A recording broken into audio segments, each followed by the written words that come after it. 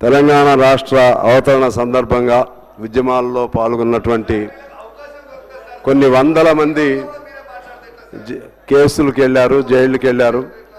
వాళ్ళందరికీ ఏదైనా తెలంగాణ వచ్చిన తర్వాత ఒక వారి బ్రతుకు తెరువు బాగుపడేటువంటి అవకాశం వస్తుందని ఆశించారు. కానీ ఏమీ రాలేదు.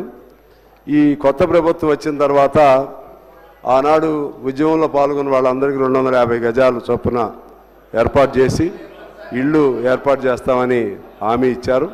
అది ఇప్పుడు అందరూ అడుగుతూ ఉన్నారు. అందుకని మీ ద్వారా ప్రభుత్వాన్ని కోరుతా ఉన్నాను, రియల్గా ఉద్యమంలో పాల్గొని ఇబ్బందులు పడ్డ వాళ్ళని అవసరమైతే అధికారుల ద్వారా, గ్రామ సభల ద్వారా నిర్ధారించి వారికి తగు సహాయం చేస్తే వారు సంతోషం. ఇప్పుడు మొన్న జరిగిన ఉద్యమంలో, అలాగే అంతకుముందు 69 ప్రాంతంలో జరిగిన ఉద్యమంలో చాలామంది చనిపోయారు. వాళ్ళు నిజంగా పోలీస్ కాల్పులకు గురైన వాళ్ళు కూడా ఉన్నారు. వాళ్ళకి ఎటువంటి సహాయం అందలేదు అధ్యక్ష. వారికి సంబంధించి మీ ద్వారా ప్రభుత్వానికి గుర్తు చేస్తున్నాను, ఏదైనా సహాయం చేయమని చెప్పి. రెండో అంశం, ఉస్మానియా యూనివర్సిటీకి సంబంధించి 13/3/25 అంటే మొన్నే ఒక జీవో ఇష్యూ చేశారు.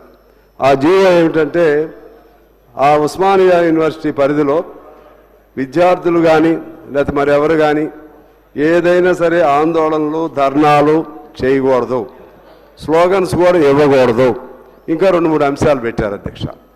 ఉస్మానియా కేంద్రం అంటే మనందరికీ తెలుసు. ఆనాడు ఈ తెలంగాణ ఉద్యమానికి ఆ ఉద్యమ క్షేత్రముగా, పోరాట క్షేత్రముగా ఆ ఉస్మానియా విద్యాలయం ఉంది. దాంతోపాటు ఉస్మానియా విద్యాలయం ప్రారంభించిన కాలం నుంచి దాదాపు 70-80 సంవత్సరాలు అయింది. అక్కడి నుంచి అనేక మంది మేధావులు, మన వామపక్ష మేధావులు కానీ లేకపోతే ప్రగతిశీల మేధావులు కానీ చాలామంది తయారయ్యారు. అనేక మంది పోరాటాలకు ఆద్యులుగా అక్కడి నుంచే తయారయ్యారు. ఆ విధంగా అంత గొప్ప ఉస్మానియా విశ్వవిద్యాలయానికి సంబంధించి ఈ నిషేధం అనేది విధించడం అనేది ఇది అప్రజాస్వామికంగా అనిపిస్తుంది అధ్యక్ష.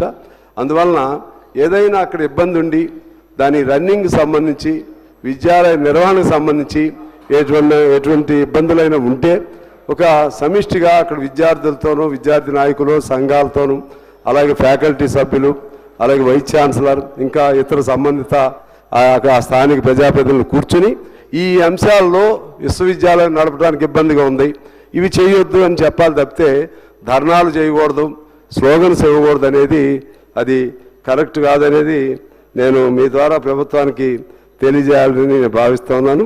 ఇక ఇంకొక అంశం చెప్పి నేను సెలవు తీసుకుంటాను అధ్యక్ష. ముఖ్యంగా ఇప్పుడు అసెంబ్లీ నడుస్తూ ఉంది. అసెంబ్లీ నడుస్తున్న తరుణంలో చాలామంది ప్రజా సంఘాల వారందరూ కూడా వాళ్ళ బాధలు చెప్పుకోవచ్చని మనం చూసాం.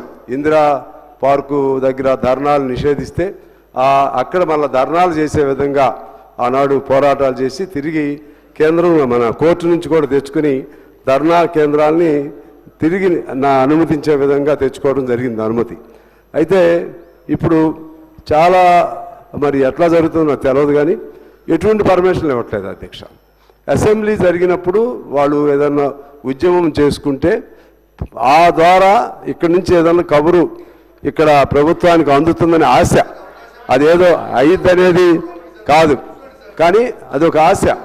అందువలన నేను మీ ద్వారా తెలియజేసేది ఏంటంటే, పాత గుర్తు కూడా అప్పుడు తుమ్మల నాగేశ్వరరావు గారు మంత్రిగా ఉన్నప్పుడు ఒక రైతు ఉద్యమం పైన కొల్లి నాగేశ్వరరావు గారిని ఆయన చేస్తే సాక్షాత్తు ప్రభుత్వమే అరే మంచి మాటలు చెప్తే కూడా అంటారా మీరు? అరే మీకు అందరి కోసమే చెప్పేది ఇది, మీరు ఆగరాదు. నా మీద ఆవేశం చూపెడితే అట్లా తమ్ముడు, అదే కదా చెప్తుంది మీరు. ఇక అందుకనే మీరు ఇదే అలవాటు అండి వీళ్ళకి.